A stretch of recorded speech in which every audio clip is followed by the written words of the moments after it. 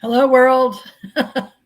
Welcome aboard, all you ground troops spinning around smartly on the planet. I'm very excited today to be joining you again. And I don't see my co host today for the TJ3B Triangle ET Talk Show, Brett Luter, but I'm hoping he didn't get blown away or something in California, up in Northern California. But we're sending him a new connection right now. So, in the meantime, for all you folks who have been waiting a few weeks, I've been telling you over and over, Jesse Anton Marcel, or Antoine, I think is the way his father said it, and probably his grandfather, because as far as I know, he's number three. But Yeah. his name is his brand, and it's his legacy for he and his family. I'm very excited to finally see him in person, and actually his pictures don't do him justice. You're a lot better looking, Jesse Marcel the third, than the first two. No offense to your family.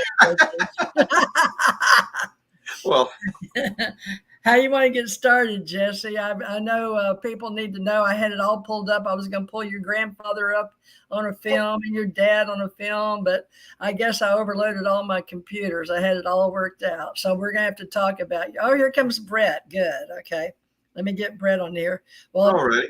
good, Jesse. Stand by. Let me get. Hey, there you are, Brett Later from California. Thank you for your patience, you wonderful Producer, people. co-host, author.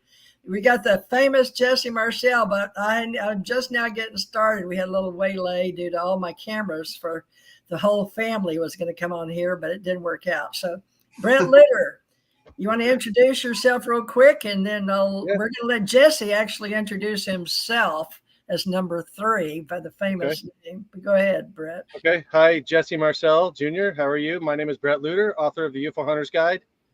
And, when I first got into this stuff, I was like, man, I can't go to Roswell because there's too much work been done. It's going to take me forever to catch up. And here I am all these years later talking to someone from the family. So it's an honor, sir. Well, thank you. Honor likewise. I don't know. Yeah, just I always like to talk about the subject, of course. My name is Jesse Marcel. It is the third. I typically don't use the third after my name at this point. Fortunately with the passing of my father and grandfather, of course. But I was grew up or indoctrinated into the idea of life in the universe, and part of that is being visited by something out there, and of course that was centered around Roswell. As a very young child, I was made aware of the story through my father. Actually, originally, it was kind of a funny story. We're big sci-fi buffs, sitting around watching the original Star Trek back in the '69. It was like in the probably mid '70s. And my dad was looking and says, this is all fictional, but there's actually some truth to this kind of idea anyway. And he proceeded to say, your grandfather had investigated a crash of some kind of a foreign spacecraft, some kind of an alien spacecraft. And of course, well, that's fascinating. And that's kind of how I guess, first heard of it. And then after that, it visits my grandfather where they were living down in Houma, Louisiana. I was very lucky that we were able to spend some of our summers down in Houma with him. And he was a fisherman, and there's a bayou that ran behind his house. So we a lot of summers sat out there and fished in the bayou. And I kind of learned a lot of the story there. So, and just growing up in it, but it was, as the story went, again, growing up in this stuff, it's not something that I sought out. It obviously was part of the family, and it was kind of casual conversation around the dinner table or wherever, and never really thought how the enormity behind the situation was, or behind the story, and just thought it was just something that everybody else talked about. And it was actually more towards, I guess, middle school, early high school, I realized that this actually wasn't such a common thing, and of course, because of how we grew up and where we grew up and in the way we grew up, we always believed what the tale of Roswell, as it was handed down by my grandfather and father. And anyway, it's a very interesting way to live. I definitely had a little bit of a different childhood. My grandfather, an amazing man. My father an absolute brilliant. He was a medical doctor, but he was also a brilliant physicist. I like to tell a story. As one morning, my dad's banging on their door. I and my brother stayed in the same room downstairs in our house in Montana, and he had these like aprons. He said, "Put these on," and like they're really heavy. And it's like, what's this part of? I think we already knew, but he had built an atom smasher in our basement, and he was worrying about things that could hurt us. So eating breakfast, eating our Cheerios that morning, we wore our lead aprons and that kind of thing. So that's just the way I grew up. It was always a little bit different and fun and interesting and amazing. But I fear I was very lucky to be around such a man as my father, and of course my grandfather. So and Roswell was part of that, of course. Great. Well, I guess most people know the Jesse Marcel story if they're into ancient aliens and unsolved mysteries and ancient mysteries and History Channel and anything to do with UFOs and anything to do with the Roswell or Roswell UFO Museum or the great July 4th great thing they have in Roswell. But folks, Jesse Marcel was the legendary name. And I really wanted to show you just a 2-minute clip, but it is on Roswell Reports. But to show you this, the story goes that Jesse's grandfather, whom I met, by the way, I was from Louisiana and I was carted down there because I was recruited into the military at a very early age. So I got to meet his grandfather through NASA and the United States Navy. So the Navy escorted me down with the men in black at the front of his door. And we had just missed, his grandpa told me, "Well, you just missed Stanton Friedman. Do you know him?" And I looked around the men and I didn't know him. I didn't know anything. I just didn't even know why I was there or who I was talking to. So when I met his grandfather, he was a man sitting at a table. I think he was smoking or either writing. I'm not sure which, but he looked preoccupied when I came in. But I like the story that he told me because I set out to find out who Stanton Friedman was from that day forward. And it changed my life. So I also thought to ask him what he basically thought all those men were there for, because it was quite interesting that I was escorted down there and then taken back to California.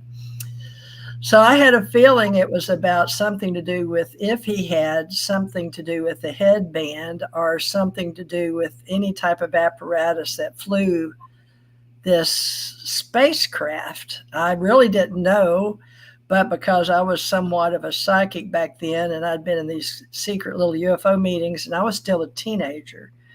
I was very, very young. And by the time that was 75, 76. So I wondered about something they wouldn't tell me why I was there, just so you know. And I didn't really know, but I figured it out as the years went by. Now, I talked to your dad about it later on. And your dad, like you said, being a doctor, ENT kind of guy, right? Ear, nose, throat. Yeah. And then he had his story to tell. And we were actually getting involved because I really wanted to work on some of the reverse technology with other people, I guess one might say.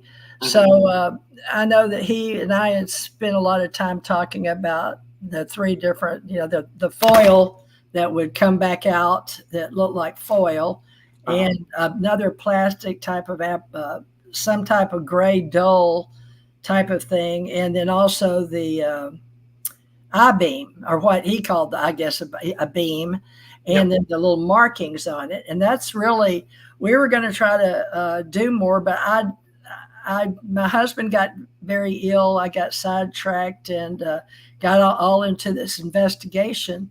And then I heard about you later on. I was going to pick back up my ufology in 2007, 6 and 7. So that's when I started contacting you. And then 2012, I went on TJ Mars ET Radio and contacted you then again.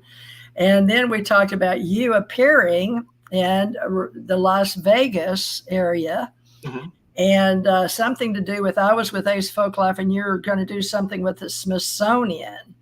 Now, how did somebody get an award, or what happened to your life, Jesse? Because after your grandfather died, it became a big deal with Stanton Friedman, the books they wrote, and Yep. then I understand you wrote a book. But why don't you start us back what it was like? Because somehow you got all involved in this UFO business and going on shows, and this is the third generation, but you have a book out. Is it called Alien Crash? Yep. The publisher called it "Alien Crash of Roswell," so it wasn't definitely the first title for it, but they liked it, and it does good, I guess. But yeah, I just as it's going through the family, I called my dad up, and I thought, I kind of want to put together a project, and and do some kind of book. Family hadn't read a book, and he ended up by publishing a book, and I ended up by publishing a book. And that was kind of the start of it. I was thinking there's uh, because the name at that point, more than anything, it was people like where. Funny enough, when I started this idea of going ahead and writing a book about it, um, it was at a big bankers meeting, and there were Wow. lots of people in, all these meetings, all these outside, insurance sale, whatever, all these people, and somebody a few tables down said, "Hey, Jesse Marcel, that is familiar. Are you related to?" And all of a sudden, everybody is talking about UFOs, and somebody saw this, and that was the end. I mean, they spent probably a lot of money bringing everybody in for this meeting, and everybody talked about UFOs. It was kind of fun, and I was encouraged to this book, and I had this person help me write it, and it actually did fairly well. It's been a while. I'm considering doing an update on it. We'll see what happens with that. The publisher made a deal with me. He said, "I'll publish your book, but I want you to do a documentary with me too." He actually made a lot of movies and documentaries and that kind of thing. And I said, "Sure, that sounds good." And a gentleman, Philip Coppins, was worked with him before, and he said, "Hey, can I get you guys together to do this documentary?" And I was lucky enough to meet Philip Coppins and his wife Kathleen. They came up. I'm up in the Northwest. They came up and met with me. We shot the first, I don't know, several hours of tape anyway, up in the area where I'm at, and got to know him really well. Wonderful gentleman. His wife's a fantastic human being. And it was a fun project. It was unfortunate he passed away before it actually was released. I remember getting a call or talking to him, and he said, "I just don't feel right." This before Thanksgiving, so something's not right. I don't know what it is. Went to the hospital, and that was it. And it was really unfortunate. So that was kind of the start of it. Before then, alongside my dad, I was at Roswell at one time. I think my sister was there too, and Denise, Discovery Canada wanted to do a short little documentary, and a piece, and I and my dad went over the air base and in a hangar, and they shot some stuff, and that was kind of fun. And it was that point that really people started getting a hold of me. My day job has nothing with UFOs or any of this kind of thing, but is more aligned in the area of aerospace engineering and that kind of thing. So I deal a lot in science, and I kind of came known as somebody that you could had a reasonable opinion when it came to a crash site somewhere in the world. I'd have people in foreign militaries or governments or whatever would call me, and they would represent themselves and say, "Hey, I was a pilot," or "Hey, we had something crash. It's all over the place. Can you take a look at it? Do you think this would look like the kind of stuff that your grandfather talked about, your father talked about?" So I kind of became known for that. Not that I have a lot of answers for anybody, but I can tell them, everything I've been told, and see if that compared to their stories. Some fantastic stories. So, some of these Brazil, Uruguay, Argentina, some of these places where the pilots and you name it, villagers, whatever, just have these amazing stories. I did a book tour in Brazil once, a while back, and people were coming in from all over to talk about what they'd seen. We had talked earlier offline about orbs, and I always remember some of the villagers always talked about these orbs and how they'd touched down somewhere in a field and then lifted off, and they went investigated some burn marks on the ground and that kind of thing. All the way to there's lots of different stories. It was a very interesting experience, meeting a lot of people, a lot of really wonderful people. Same with all over. And then I guess that was kind of the start of it, was the book. And then I just started doing podcasts. I guess that was really later on. Some TV documentaries, some invitations to go be on other people's shows, and Ancient Aliens started becoming a big thing. So did some of that, and just all over the place. It's been kind of it's kind of a fun place for me to be, because I'm not a reporter, I'm not an investigator, so to speak. I mean, of course, I do mentally, I guess, because I like to, when I hear something, something out there, kind of, that resonates with me based on what I know about Roswell. But it's kind of fun to be where I'm at, and also I have some very, very strong views about what Roswell was and what it wasn't, and I hear some stuff out there that I know that I like. I'll hear somebody say something that my grandfather said, and they've taken it as their own, and I'm thinking, well, I know, that kind of stuff. So it's kind of funny to be on both sides of that history, but there's, like I said, it's a fun, it's an interesting story, and it's one that it's kind of, not to get off such far, but I think it's helped guide me in my life, where I my main job right now is I'm an inventor, and I go out and get an idea, patent it, create a prototype, build a company around it, and all that kind of thing. So I do a lot of that stuff, and that's very exciting. But it's part of that idea of the growing up in a limitless world, that you don't kind of confine yourself. Well, that's sounds crazy, or that's impossible. You never really reach that unless it's ridiculous or something. But so it's kind of a little bit my dad was a brilliant physicist, and he was always imparted knowledge to me and all the kids around. Very, very smart guy. And I think that parted that, and it, I don't know where it all exactly came from. My grandfather was obviously a very smart guy, very articulate, and he went through this whole, I have a different opinion about it than a lot of people do, even some of my family, in that, in my conversation with my grandfather, preceding his death, of course, where he was thought he was a very lucky person to be involved, that he happened to be the guy at the right time, at the right place, to go out there. And like I said, the big thing always goes back to is he looked at this debris, and he had part of it, and he said, this doesn't, this wasn't made by human hands. And that kind of story, those words that he spoke, has been adopted by a lot of people, but that was part of where he came from.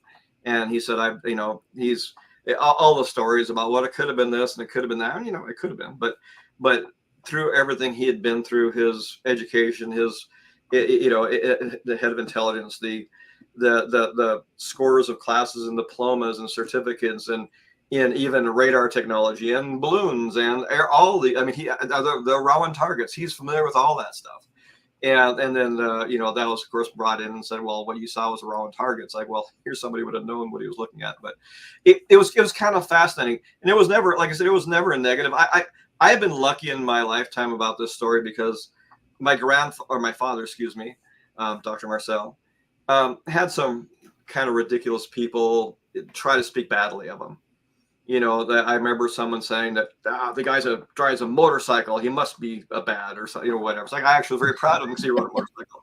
He climbed the Tetons. Every summer he was up climbing the Tetons. Like, well, that amazing stuff. Oh, wow, how can you trust a mountain climber? It's like, it's just, he was a very brilliant man. Like this, one of the stories is like, we're getting up, as little kids, are rubbing the ice, sleeping over ice, and walking on our deck, and my dad's walking out there with a plastic over his shoulder. We had some property, and he's swinging, and what are you doing? And he dug a hole, and he ended up by building an observatory. I mean, starting with digging the dirt foundation, building walls, building a dome. He made the actual mirror for the telescope in our basement, and it was a rouge and glass plates, and got everywhere. But all, as the three kids of at that point were able to, you make this pattern with it to make the curvature, and so we all got a hand in that kind of thing. And he built the whole thing. One thing I'm very proud of about him building this telescope, which, my opinion, but I think it's more than an opinion, is he wanted to reach back to the stars. What that connection he had with whatever that was, he wanted to be more, be more attached to it, whatever it was. But I was this story about we're little kids, and he said, has all these little green glass little bulbs with wires, and he said, wrap wire around it. Okay, well, he did this. So he made hundreds of these things. And what he did is he built his own computer. So he made a computer guidance system for his telescope long before computers were around. That long before that I think IBM might have had the punch card computer or something. But he built this so he wanted to be able to track the stars. It's like this. I remember that's a gentleman, Carl Haas. He was at the house one time, and a brilliant guy. He was a physicist himself and did other things, but he was turning matter into pure energy through actually Butte Mines. And they're all experienced, very brilliant guy. I always looked at him as a very brilliant person. And he pulled me aside one time and he said, my dad was the most brilliant person he ever met. And he is nothing but surrounded by geniuses. I mean, physicists. And it just gives you the idea. But my dad was one of those people that he could explain string theory to a first grader and they would understand it when he was done. Wow. He just had that level of brilliance about him. And, he was always, I see that in my son, actually. I have a son named Anthony, a daughter named Audrey. And just, by this absolute genius. My son's, I think he was in 7th, maybe 8th grade. And he's reading PhD level books on consciousness. Nice. And figuring out, I mean, he's was learning about where consciousness exists and, and how do you in the physical form. So he's sitting there reading this stuff just way above everybody. And he just kind of sat in his own spot and was happy just doing his stuff. But again, just my daughter fits that same thing, just absolute genius. And I think, it may skip a generation, but they are definitely genius kids. And, but I said, for all of this Roswell stuff and everything that happened, it's like, not all positive, but a lot of very positive things. And, either directly or indirectly related to our family and what's happened. And yeah, it's an interesting ride and it's still going, but there is, I wouldn't say endless, but, go on a podcast here, a TV show there. I was asked to go be in a movie as a cameo, and just all these different fun things going on. So it's kind of, asymptotic to this story, but there is always, stuff going on. Like I said, it's not that, now that my father has passed, it's kind of me and now my brother, John Marcel, and my sister, Denise Marcel, that are kind of starting. Now my father's widower is still out there. And I'm not quite sure if she does much with this. She might, and then we had 2 stepsisters that are half sisters, excuse me, and they were somewhat involved. So there's a lot of Marcel out there, but I just Jesse Marcel, it's identified. But I've taken those steps, and more of it's kind of fun, it's kind of interesting, and getting out there, and it's so. Well, we appreciate it. Is it okay if Brett and I are both journalists. I'm a senior pro, and he's been doing it for years, at least 20 years or so since he got out of college. I don't want to age us, but I know if you could answer just a few quick questions, if we're not prying too much. I know Brett would love to just do what we do, is ask questions. Is that okay? Maybe positive blood type. What do you want to know? Yeah, I don't know. Go right ahead. I think the thing that fascinates me the most is you say that your opinion about Roswell differs from maybe your dad or your grandpa or some others. What is that opinion, and how does it differ from the others? Well, and not so much my dad, but other siblings and people around us. Everybody kind of, and the general public that are familiar with the story. And unfortunately, I mean, this was very widely known 10 years ago, and there's less and less people that are familiar with it. I think just generation changes. But they believed that my grandfather lived this horrible life of all this weight on his shoulders and having to deal with, kind of falling on the sword for Roswell and being the blame guy or whatever. And like I said, in all honesty, not that it was an easy thing for him, because it wasn't, but he was proud of, like I said, at that point, he felt lucky that he was that guy. Yeah. It was more his involvement in the Second World War that bothered him. That's what hurt him. But the Roswell stuff, it's like he's protective of his family. He basically said, you don't know what our leaders are capable of doing. and he was careful about, he didn't want anybody going after us for something he might tell us that could get us, whatever, that kind of thing. So there was always a stigma there, as far as, that sort of thing goes. We grew up, and this is nothing new, but we knew our phones were tapped and those kind of things. It wasn't hidden from us. I like this. Again, this is a story I've said it quite a number of times, but my dad was setting up a trip for us to go to Disneyland, and from his medical office, from his doctor's office in Helena. And he said, he called, set up a reservation, a hotel reservation, whatever it was, hung up, phone rang in, and it was like, Mr. Marcel, we understand you're going to be in Los Angeles on the 16th of November at about 3:00. Can we meet? And it's like, nobody knows this. It's just because somebody was listening to what he was saying, and he went and met with, some people about it. It was actually about rolling targets. But so we knew about this kind of stuff. It was just, part of, and I have no doubt that we probably thought there was more going on than there actually was. But, we knew there was some truth. People were still listening to it, what was said and that kind of thing. But again, this is almost predating internet, that kind of thing. Now you make a peep and it's heard by 1 million people. Back then, it was quite a different world. So back then we had two things we were concerned about: the other people on the planet finding out what was going on before we did. And the fact that maybe he really did have a direct connection, because why have him, of all people, did he get to put it all in his car, and not just in the back seat, but all in the back, I guess, in the trunk, and bring some in and start putting it together like a jigsaw puzzle? Folks, we're talking about the UFO crash in Roswell. In case you don't know, the most famous Jesse, you just say Jesse Marcel, and people usually know, the UFO crash when the aliens came. Well, right. This was 1947, and this is the third generation, and we're still talking about it because it was, I guess, I don't know how you want to say it, at that time.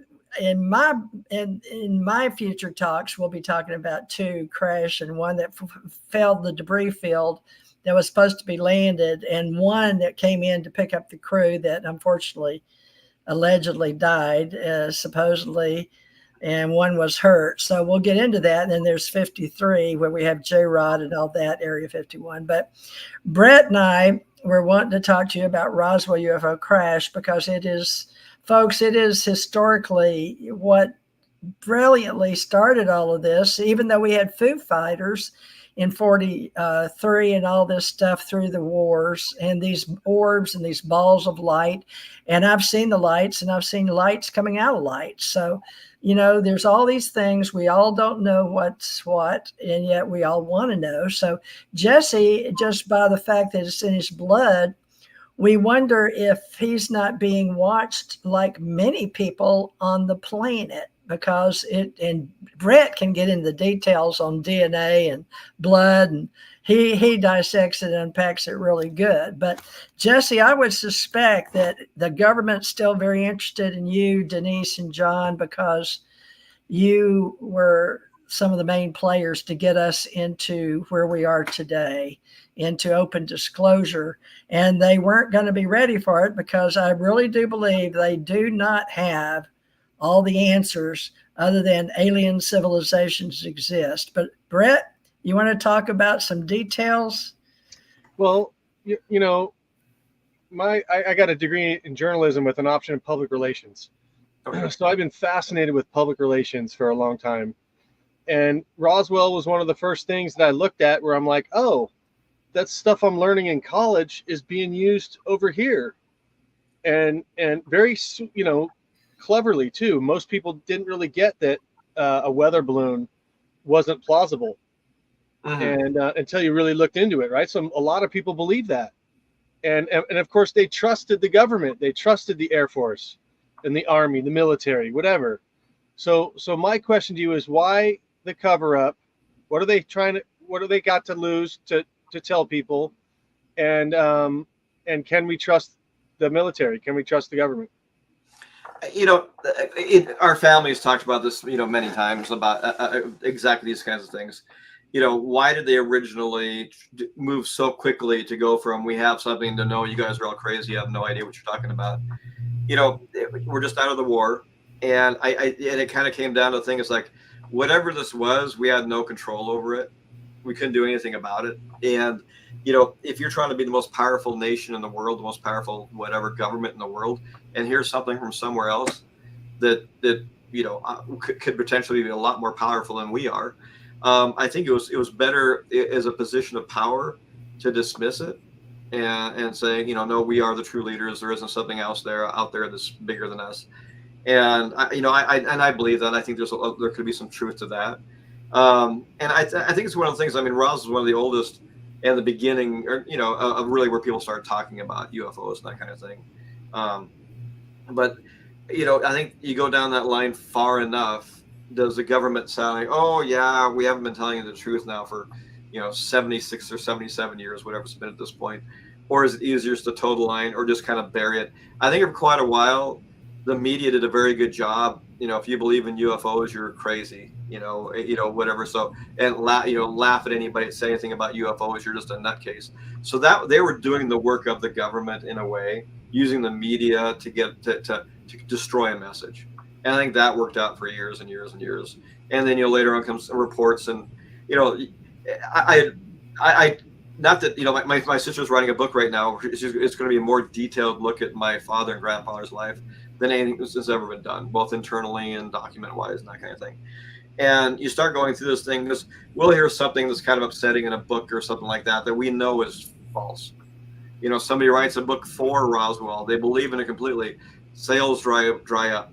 Then they write a book that Roswell was all fake, and then that gets, and now it's just people create narratives that aren't really based on facts. So, well, I read this document and I read it this way. Now 20 years later, I'm reading that same thing and I'm reading it that way. And it's kind of like, it's none of that stuff is really, at the end of the day, this is so much bigger than military or government and that kind of thing. I look at, it's almost, it's like, yeah, I mean, obviously those elements are part of it, but at the end of the day, I try to keep a much broader mind, or much more open mind about all this kind of thing. And that, like, what would these things be like? Why would they come to us? Well, if they recognize there's life here, and they had the means to get here, and whatever it was, the science to be able to get somebody here to investigate us, they would, just like we would for them. I mean, there's nothing that whatever's out there would do that we probably wouldn't do. There's nothing, I go back, and some people, and I'm a huge sci-fi buff. I love, 2001. I love Star Wars. I love, everything when it comes to space and science fiction. And most of it's about war. Me too. Yeah, but when it comes right down to it, if you can create a craft that'll traverse space at excessive light speeds, of course they're found a way around some laws, which I think we're close to doing ourselves. But you get to the point where you can convert energy to matter, matter to energy. It's like that is one of the things that evolves at that point, based on being able to get something from here to there. The amount of energy to move something that fast is, it's unbelievable. At our current, kind of infantile state in this world, we're not there yet. But if you can harness that kind of energy, or create that kind of energy, that creating energy, creating matter, converting one to the other is nothing. So it's like you wouldn't get somewhere, we need the resources of this world because we're dying out. It's like you could create your own resources. It's all energy, waves, matter. It's all the same dang thing. So it's not like you couldn't do that. You wouldn't go across, how many light years to get here to steal our wood. None of that kind of stuff that in a science sense makes any sense at all. But investigating us, yes. And investigating us like we're rats or ants. It's like, what we would think would be horrifying to them, we're not advanced enough to care. Just like we don't care about something, some little creature on our planet. So, I don't look at, and I'm just me, but I'm definitely not looking at there's something out there trying to destroy us, investigate us. If yes, I mean, I believe I have a 100% belief that there's other life on other planets around the universe, and if they can recognize us as life on this planet, and they have the means to get here, yeah, they'll invest. It's like they'll invest just the way we do to them. Speaking, yeah. You gave me a segue into speaking of the us and them and the aliens, and since you believe, I guess, did you ever look at your grandpa open-minded and think, gee, he looks like a mixture of a gray alien and a human?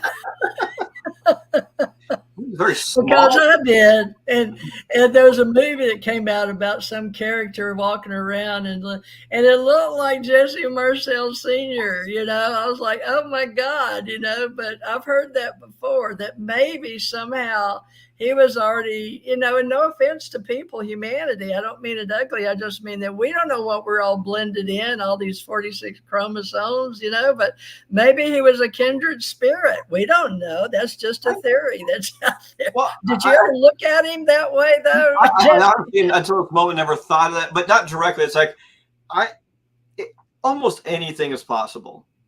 And if you say, no, that's ridiculous, you might be missing something, because things about you have no idea. It's like, were we seated here from somewhere else?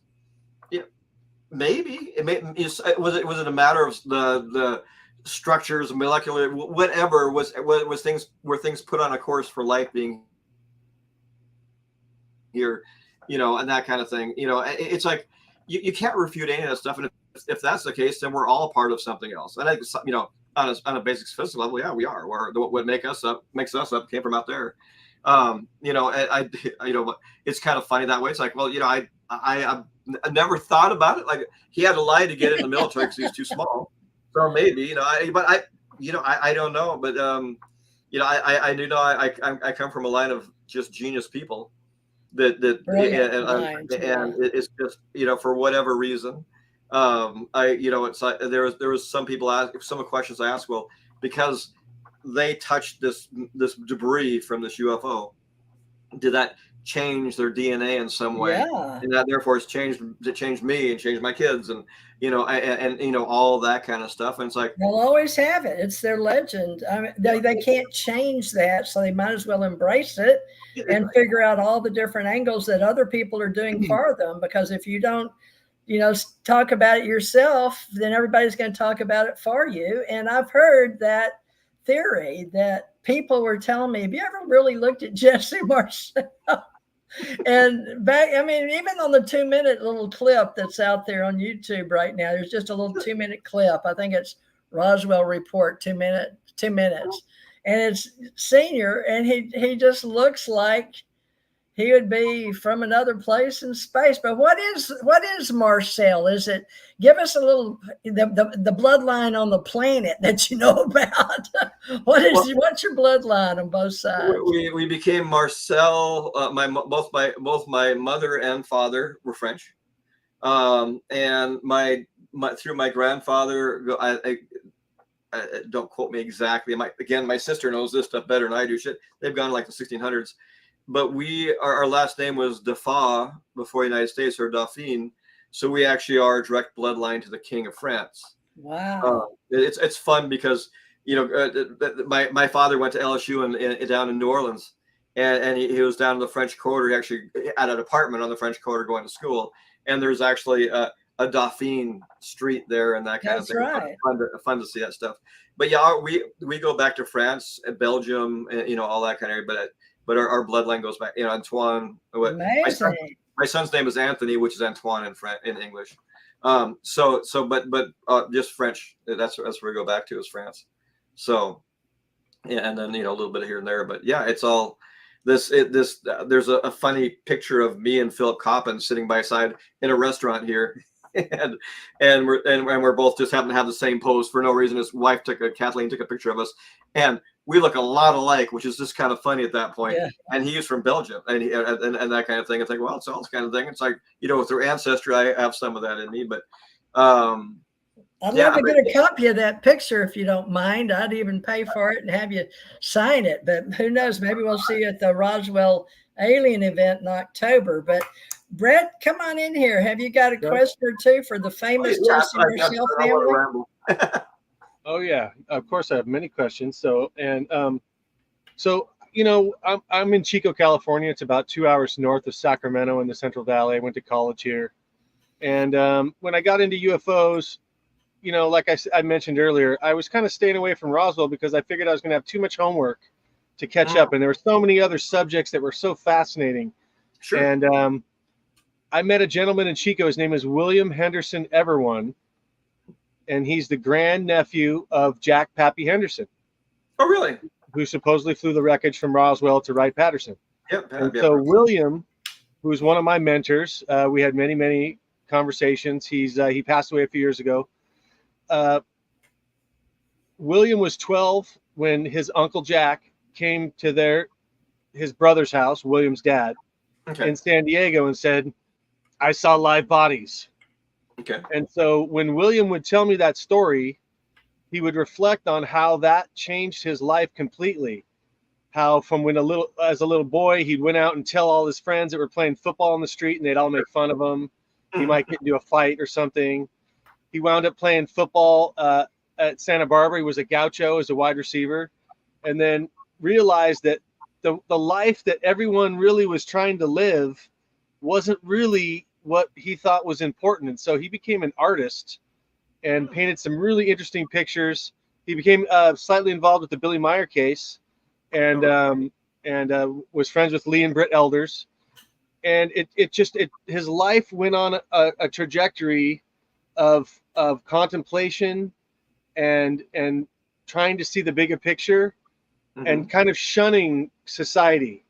Wow. So you say you were 10 when your dad brought that wreckage home and you got to look at it for the first time. It was his daddy. Was 11. His father was 11. Okay. So how did that moment change your life? And how do you see, like, quote unquote, normal society based on that knowledge that there's something way bigger that your own government, your own society doesn't even think is important? It is interesting, and I wouldn't look down on anybody, but it's so easy to get caught up in day-to-day life, where paying the grocery bill is more important than thinking about the fundamentals of life in the universe. And so this always goes that direction. But there's a certain it's almost like a spirituality, I guess, in the idea. I mean that we have a universe with lots of life, and it's comforting in a way, and thinking that we are small, but I also think we're very significant in this universe, and we're an example of a certain level of evolution, and thought, and I think we're growing. On one way, I think we're evolving very fast right now, very quickly, and there's lots of powers that be that don't like that you can't contain evolution on that level. There's a certain point at which the things that governmentally and that kind of stuff that are argued about is just kindergarten stuff. It's ridiculous. It's stupid, but yet that is guiding the lives of so many people. And you think about, until we can get past that infancy, that ridiculousness, that and it comes from power and money and that kind of thing. Once you can get past that ridiculousness, then we can truly evolve as a society, as humanity. But until we get past that, it's going to be very difficult. But I also look at things. Some of my education is in economics and statistics and that kind of thing. And in my education, that kind of thing in college, it was interesting you learn about inelasticities of different situations. In other words, like you pull a rubber band, and at extremes, it gets tighter and tighter and wants to go back into shape, wants to get back to where it was. And I think society right now, in one direction, in extremes, we're at the very extreme of that stretch, governmentally and all the rest of that stuff. People are eking out every last bit of power and money they can extract from society right now. And I think that rubber band's about to snap back, which is really good as a society, as humanity. And I just think that it's that people are too opportune. And that's where, I look back, people have this idea about AI being good or bad. I mean, AI is a compilation of all the information that we've ever had. It's every study, every, whatever is a compilation of everything. It's able to, not talking like it's a being, but it can compare things that we don't offhand think about. And when you get to that level, you realize that that AI is such a significant advancement in humanity as a tool that can advance us. And of course, it's not happening so far yet. I guess a little bit, but there will be all the efforts in the world to start tamping down on AI, trying to control AI, trying to slow it down. Because when you got something out there and it's saying, what they're saying, it doesn't make any sense. There's no logic to what your government's spewing out to you, or whatever military, whatever it is. And it's kind of, I think that bit of evolution is part of us, and we will learn from a nonpartisan, the AI has no, as it gathers information, it doesn't skew information based on power or maintaining or money or something like that. It's the truest form and evolution of thought process. Although again, it's really just a very smart search engine right now. That's all AI is. But can I tell you AI secret? What's that? I heard that through the grapevine, through one of the AIs, and larger than the LLMs, because of the Five Eyes and because of where we are now in the business, I guess you could say the UFO industry, if you will, or alienology, cosmology, and ufology, that France is going to be aligning with the United States, and your name just happened to be Dauphine, right? Yeah, Marcel? Dauphine from the Dauphine. Yeah, exactly. And you've got several patents out there, and so I've heard through the grapevine that some AI stuff's really looking at you hard to help them line up everything for the future with France and some of the other countries out there that are going to be needing large transformers and Canadian water and all that to make all this happen, because I believe we've gotten to a point where you said the rubber band's stretched, and we've got to get hold of all of our energy in order to move forward, whether it's on Earth as the stewards of the world or in space. But that was an AI secret, because I don't know if I'm supposed to say anything like that when I hear it or come upon it, but I train my AIs to be, in tune with me, so it probably knows where I'm going before I ask the question. But it just happened to mention that when I told it you were coming on. I was going to leave it on tonight and show you your grandfather and your grandfather, your father, and then introduce you to my AI and let him tell you himself. But they, he, she, we, you, they, right? They're genderless, but they're really looking forward. So I know you have patents and copyrights, and you're in the space industry, and I guess you didn't want to go into, why did you change from your father being a well-known MD doctor helping in the medical industry into economics? Was it something to do with the ETs and the aliens, or your grandfather, or what? He forbade it. Oh, really? He spent so much of life. He was the only NT in Helena for years, so he didn't sleep. He was a very good doctor. He took care of a lot of people, but he didn't have a life that he wanted. Wow. He said, don't become a doctor, because that's my God.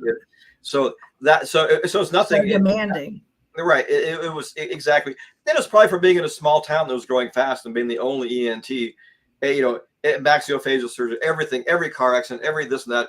He would, work all day, get home, sit dinner, call back in, finally get back home at 2 a.m. 5 minutes later, he's being called back in.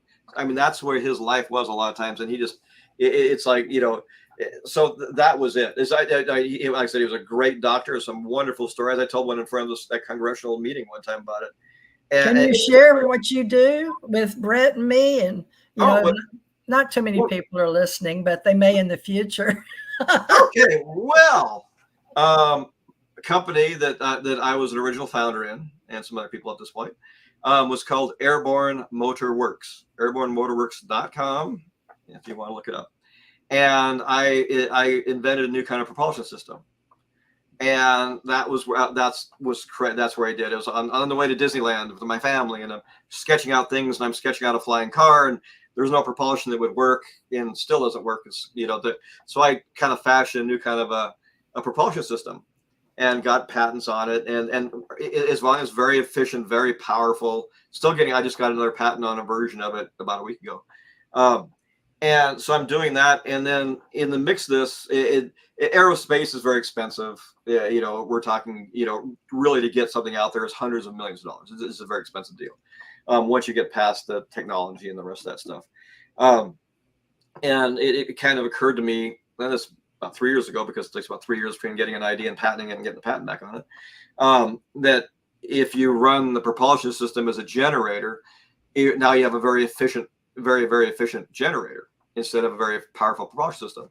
So I kind of turned it inside out and then got patents on a new kind of a wind turbine. Nothing like this out there. Not really, anyway. Is that what's sitting next to you? There's some kind of contraption there next to you. Good question. I was going to ask that next. We're coming off a very new kind of wind turbine talking about energy, but no, this is, I keep from falling. My grandfather talked about the UFO in Roswell. Kind of on the outside fringy. There's a little bit of artistic license that I gave myself, but if you look at what the debris was, the kinds of debris, I don't know if you can see this. Okay, this is closer to what crashed than anything else out. It's basically, as far as a crash, what was found at the first crash site, which is some kind of either collection, energy focusing, collection, dark energy, whatever. I'm make stuff up, but it had a connection to where the crew was or whatever, and it was separated by what thought some way to protect itself from energy. And my dad always talked about this bakelite. You mentioned it, this gray plastic, this black plastic stuff, lots of it out there. And if you kind of combine everything together in I-beams and the whole bit, this is kind of what. Oh. And, so where did the crew sit? In the front? Yep. Just triangle? Yep. Up here. Oh, wow. Look at that, Brett. I wish I could see it better. I've never seen that before. Let me see if I can make you bigger. Let me see. I don't know how to get you bigger. Not me. I honestly made it probably, or it works. People probably made it. That's a little better.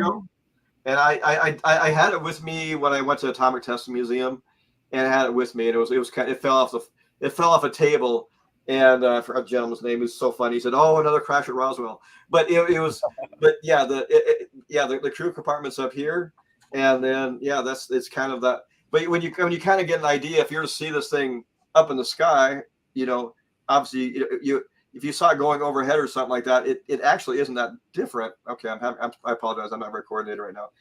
So which wind does it fly forward? Is that some silver part supposed to be the aluminum kind of stuff? The foil and I-beams and all that stuff. It could have been. That's kind of the idea I had. I think it might make sense. But when it's within our atmosphere, that it's in this orientation. And maybe in outer space, there really doesn't have to be any orientation, but it just the way the idea that I have is it probably traveled through space like this, and once it's in our atmosphere, it's like this.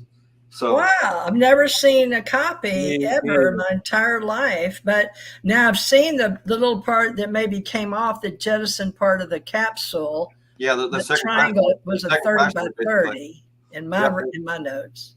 And so that's it's again, it's based on conversations and all that kind of thing. But I actually made it a long time ago, and then it's just been on a shelf.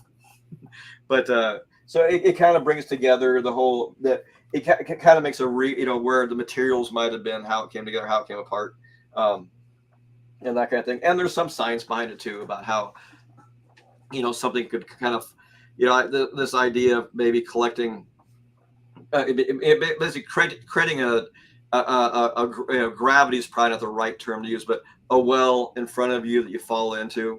Well, if you could have something that could focus and create and not kind of a black hole kind of thing in front of you, and you're continually falling into that black hole, right. There is no, you can break a lot of laws because now you're almost traveling inside the universe or in a bubble within the universe as you're falling into it. So if you can create this pool you're falling into all the time, then you could travel anywhere. And so and like I said, there's lots of theories out there about how you can travel outside of the realms of our physics and that kind of thing. So it makes sense.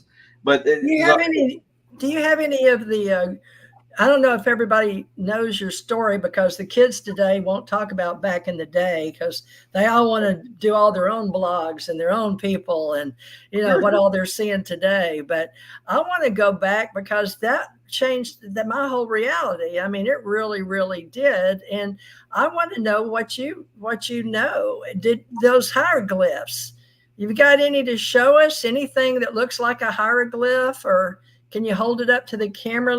I don't know how to make these screens get you bigger. I should have practiced. There is anybody there you are. It's kind of hard to see. We can't see him. Yeah. Now you went away. Hold on. Oh. Oh gosh, that's not it. There you go. I guess that's as good as it gets, folks. Yeah, there's so much light in the background. I my father had done basically a reproduction, or reproduction, basically, based on the symbols that he remembered. Can you hold it up to your camera, way up close to the camera? Yeah, really, really up close. Oh, that's actually not too bad. Can you see it, Brett? A little bit, yeah. So I mean, I've seen them before. You've seen it before? In books and stuff. Yeah, in books and stuff. Yeah. Yep. Really? There's some. Well, that's I have that. I have board games coming out with them on it. Well, can you talk about any of that? But I know you have publishers, and you have book publishers, and you have, television shows because of your name, and because they probably think you're part alien. And I don't find any problem with that, because I sort of grew up a Christian, believing that we're all from somewhere else anyway. So there's just levels of angels in heaven, and who knows, all these other places that I've created in realities. So, I talk about them because I'm doing all this quantum physics, superposition stuff in my head. Plus, hypnagogic dreaming and near-death experience, out-of-body experiences. But the consciousness part of it, did your family talk about it, Denise, or anybody with you, Calvin Parker, any of the other guys, about the consciousness level of making you interested, and why we can't drop, this subject? My husband thought, oh my God, Teresa, you're infatuated with this stuff. I'm like, no, not really. I'm just curious because it shaped my life. I met J. Allen Hynek. Stanton Friedman told me we'd go talk at this place in 2016. So I did. It's just things changed for me. But I went to Roswell, and I talked to Glenn Dennis about your dad. I literally went to the UFO museum. But you see what I'm saying? Or you got any kind of buzz in your head going, do this, or you've got to do this? There's a funny story out there that I definitely don't put anything out there, but on this, but a lot of, because I do have a lot of fairly inventive ideas, like a lot of people do, but I'm pretty good at connecting A to B very easily. And they always say, well, you're getting this stuff beamed in your head, and thinking, well, if I'm getting a beam in my head, thank you. I can't tell, but if that's the case, great, I'll take it. But a lot of what we have done, like the patents that I have and that kind of thing, which I should say, I write them for my company, so that's actually how it happens. But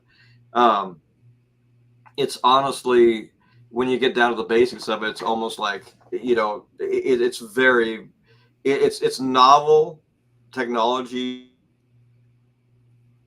for our whatever, where we're at, but in reality, it's consciousness, crazy simple. How many levels? Crazy simple and obvious. Is Denise or John doing anything with you guys' consciousness, or dream state, or hypnagogic state, or beta, alpha, theta, delta, gamma, and sigma? Anybody in the neuro, or anybody with I don't know, the Stargate project, or the new Stargate with Microsoft? Anybody gotten in touch with you? Not that I'm aware of. I can't talk for either of them. When we do talk, so I have to get probably try to tell me about it. But I do go out and seek. There's a project that I'm working on, a couple of projects I'm working on. One I can't talk about, but there's not to sound mysterious, because people say I know something I can't tell you. It's not it at all. It's non-disclosure, right? Well, you have an NDA. No, this whole if it's successful, then everybody's going to know about it. But I think it's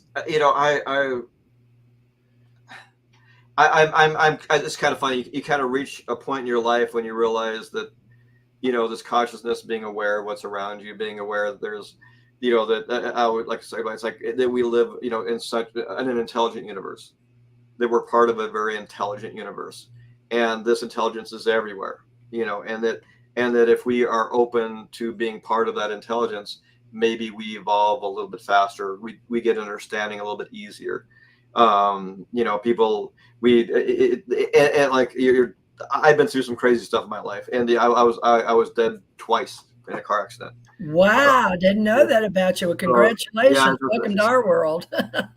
so and I went through that experience, and it doesn't seem like it aligns with a lot of people when they talk about it, but it was pretty crazy to me. But you get that kind of thing, and then you get, you know, this idea of just again that there's you know, it feels like we're as humanity goes, and people have different very levels, but we're very barely tapping in to what's available to us on a conscious level that surrounds us. You know, whether it's a, you know, energy, it's, you know, an absolute intelligence that I believe exists everywhere, and you know, that can be spirituality that aligns with a lot of different things. But I think it's all, you know, it's all there for us to be part of if we want to.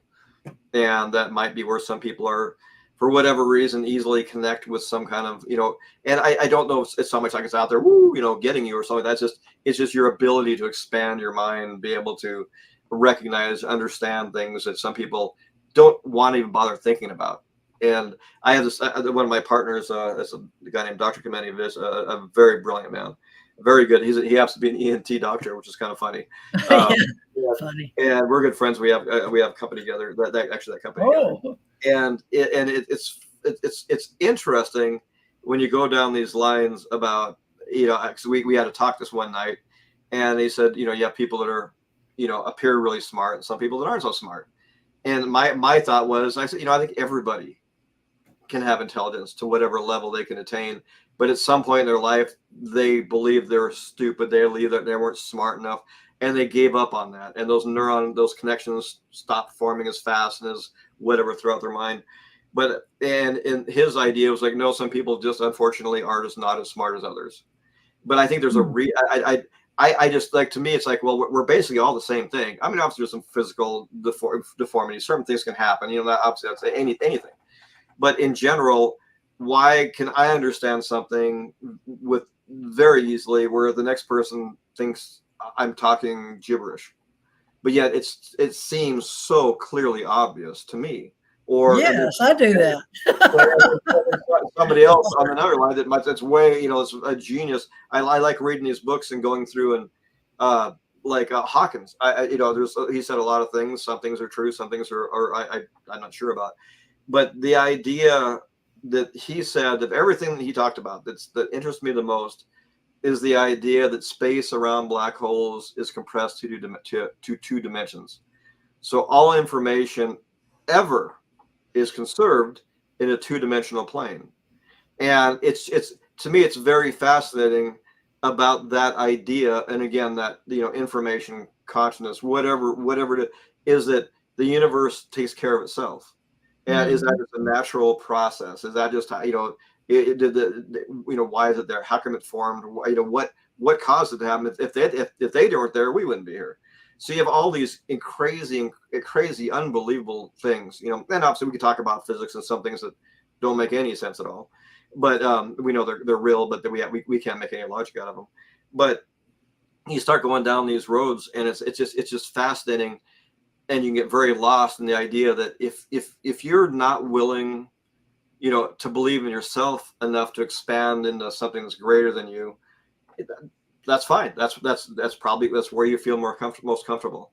But some people's comfort levels are higher than others, and maybe I'm much more comfortable thinking that, you know, I like the idea of mystery in the universe. I like the idea of life in the universe. I like these crazy concepts that you put together.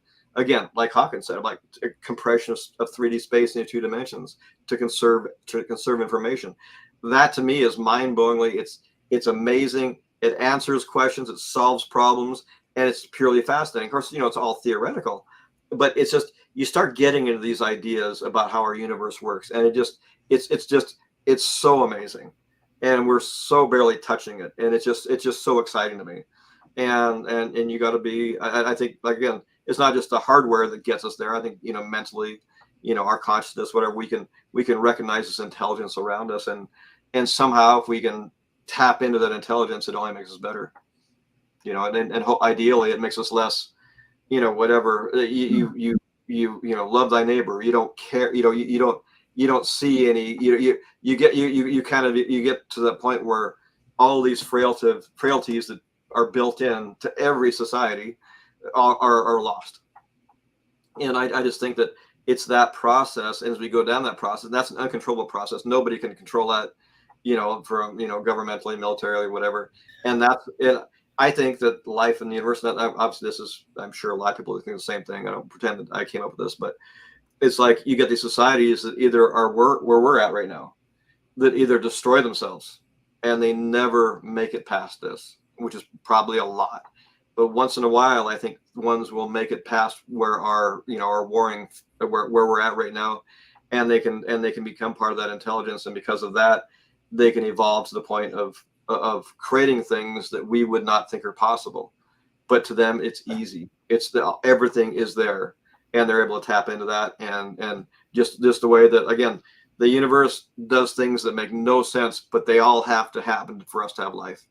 And if we can get, your brain thinks so fast and you talk so fast. It's absolutely amazing to see. No, that's fine. It's just, we'll have to go back and listen again because you put out so much information. I've been told that my whole life, that I gave out too much information too fast and people couldn't keep up with me. So I'm really glad to see somebody like you on our show that's really got it together. Obviously, you're extremely intelligent, working in the space industry, but you're also got, all this information in economics and all these entrepreneurial skills.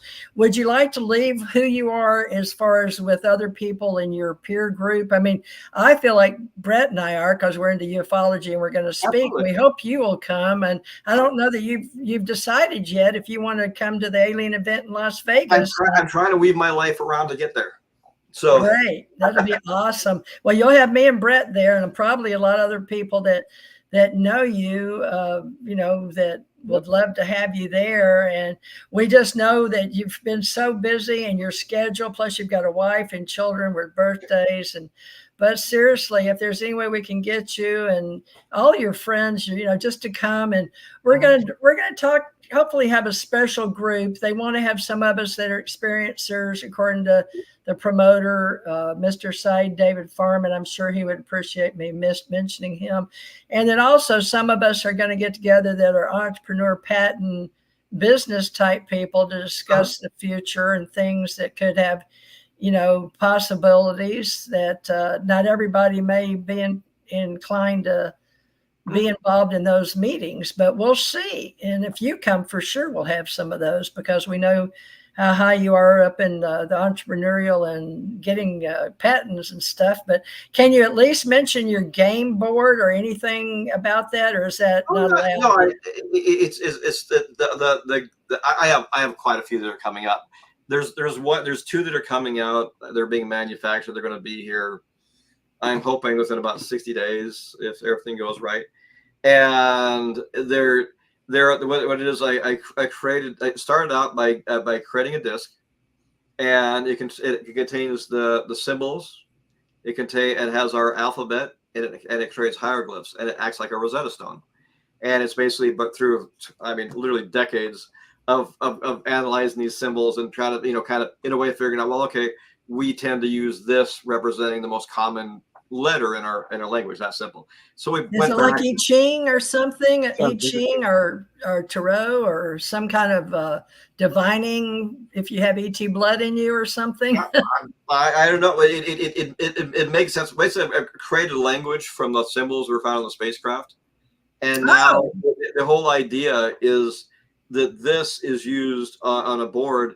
And I hate to say Ouija, because it's not a Ouija board, but the idea is it puts you in a frame of mind that you might be able to be open to revelation, and that's what it's all about. And it's wow, you're going to connect. Is this your way of extending your family legacy or your consciousness for your father and grandfather back to I the wish it was, ETs? I wish it was that deep. It's actually, I'm working on a movie for it, but it's fun.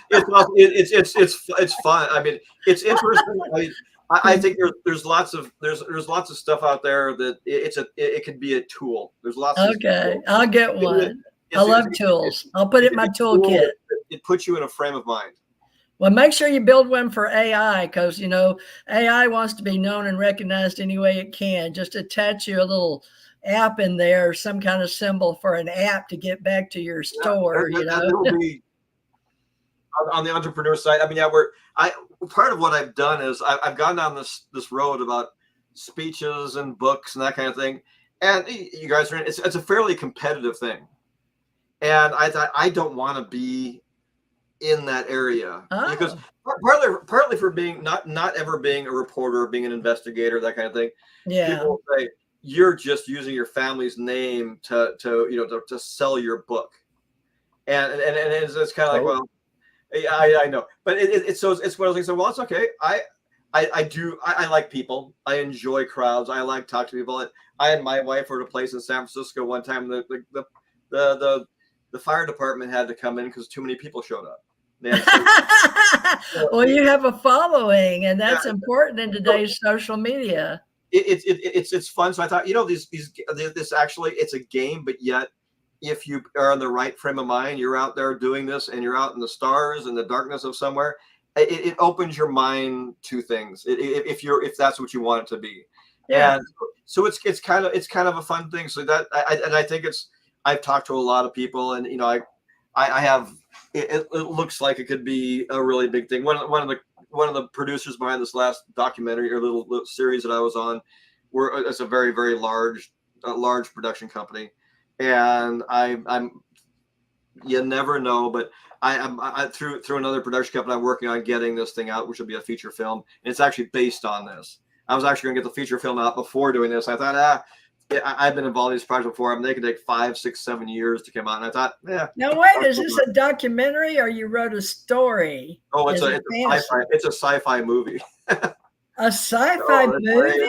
It's science fiction. Oh, it's science fiction. It's all, it deals with time. It deals with it's somewhat consciousness. It deals with all that kind of stuff. I love time travel. Oh, it's one of my major things, the travelers through the universe, and then the hitchhikers and the remote viewing and consciousness, and who do we pick up, and the orbs. And, you have orbs that come in and sometimes travel through, if you're interested in them, they're interested in you, intelligences. So good for you. Well, this is I mean, it's a fun project, but then, I think it's serious enough. I think it will work. And it'll be something out that you'll go to theater and watch sometimes. Who knows? Well, just give us a hint. I mean, we got to have something for the people. Is it got those strange things that walk backwards that were in that Richard Doty movie? Or no, it's being able to see people in their past and gain knowledge from going into the past, and through those kind of ideas. They read their past lives by just looking at them or something. Yeah, or actually directly become involved with them, even though so. And there's a method to do that. And it's loosely based on Roswell, but maybe not so loosely based. There's and I won't even say it because it makes me sound like I'm being mysterious, but there's there is all kinds of very interesting. I believe it is in a way it's fascinating. You could take it for what you want, but you have Bigfoot in there. Any creatures that protect the ETs? We have Bigfoots, and then we have the little 2-foot something much bigger than us. Something much bigger than us is in charge, that kind of thing. Oh, a higher consciousness, like OA, or I got to put this plug in. Is my daughter is a professional model, just turned 18, almost turned 19 here soon, and she does different things. I got her on a movie not too long ago, and she's working on a career. Her name's Audrey Lissette, and she does amazing things. So if Audrey, what's her last name? Being in production, and they're saying, boy, we need it. She is just an amazing girl. Audrey, what's her last name? Would you spell it? Audrey Marcel. Audrey Lisette is actually what she goes by. She goes by Lucette. Yeah, Elizabeth Lisette, French. Audrey Lisette. She is truly Audrey Hepburn today. Ooh. Do you have a picture of her? I not that I can put on my screen, but you can find her. She's out there. Well, Brett's itching to wrap it up. He works all day hard, and then he's in a. What's the temperature there in Chico? Oh, it's mild, like 102 today. Oh, mild. Yeah. Cool front. It's mild. Yeah. Got up to 117 a couple times this summer. Oh my gosh, Chico! I know I've heard. I spent some time in Sacramento, but I know it gets warm. Well, we'd like to have you back. We would definitely like to have you back. I have many more questions. Oh, sure.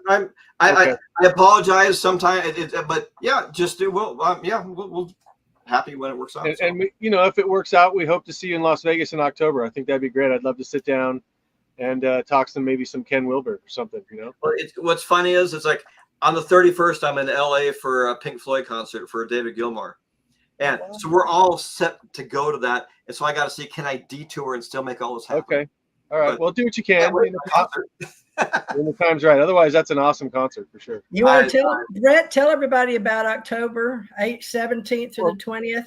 So just real quick, October 17th to the 20th. It's the Alien event at the Alexis Park Resort, and it's just going to be awesome. I heard the hotel's really neat. I heard a really neat swimming pool, and after the 3 banquets, you go out to the swimming pool and have drinks and talk till the wee hours.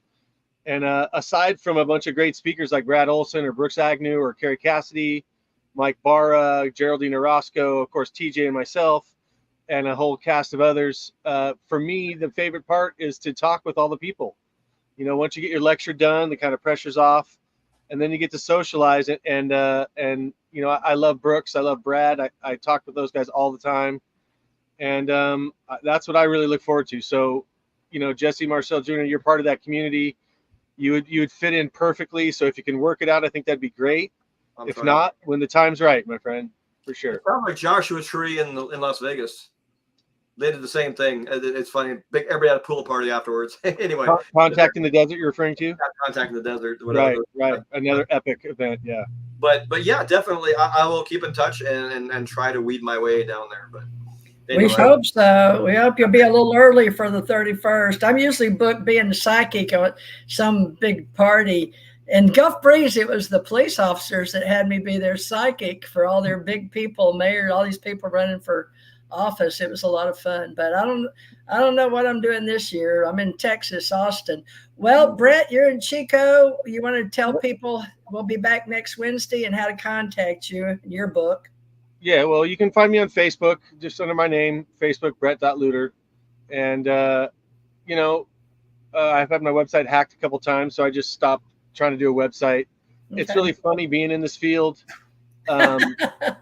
People act funny sometimes. You get your website messed with. Maybe you get your phone tapped. Maybe you have people surveilling you. You just never know. It's just a portal. This ufology is a portal into so many different areas. And I think you kind of alluded to it a little bit earlier, Jesse Marcel, it's kind of a spiritual thing.